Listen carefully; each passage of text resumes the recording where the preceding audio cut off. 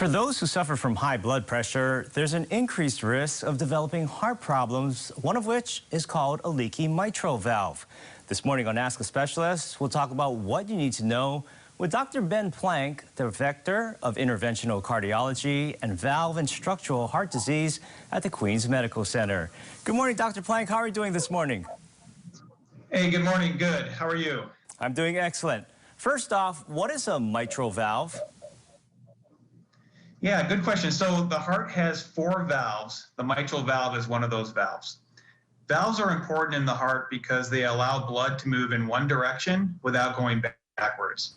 If somebody has a leaky valve, blood can move backwards, and that makes it hard for the heart to push blood forward through the body. People can have symptoms when they have that condition.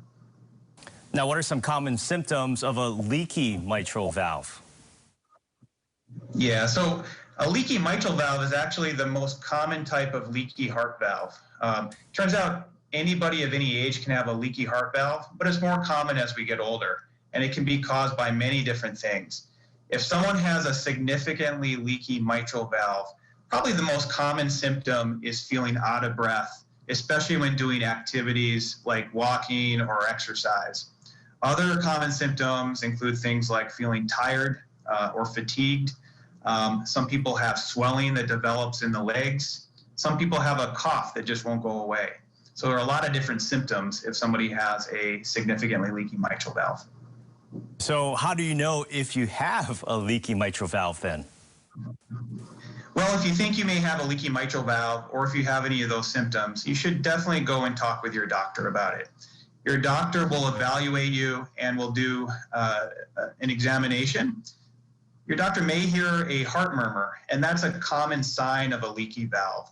Heart murmur is just the sound that blood makes as it's leaking through a valve. If you have any of those symptoms or if you have those findings on exam, your doctor may refer you to see a heart specialist. The heart specialist may have you do a test called an echocardiogram, which is an ultrasound of the heart. That's probably the best way to see the mitral valve and to see the leak if you have one. And how do you treat it then?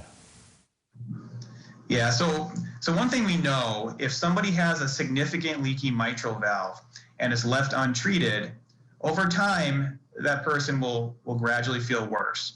They'll feel more out of breath, they'll feel more tired, and they may have other symptoms that gradually get worse over time. Also, we know that if left untreated, a significant leaky mitral valve can limit how long somebody lives. So we have some good reasons to treat that.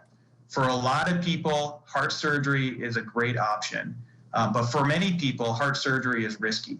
So now we have a less invasive treatment, a simple treatment, in which we can implant a clip called a MitraClip in the heart, in the mitral valve, to reduce the leak.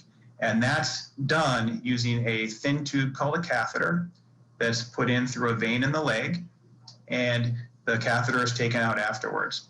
People that have the MitraClip implanted in the mitral valve have a significant reduction in the amount of leak. They feel better, they're less likely to be hospitalized, and they live longer. So it's a really good treatment for a lot of people.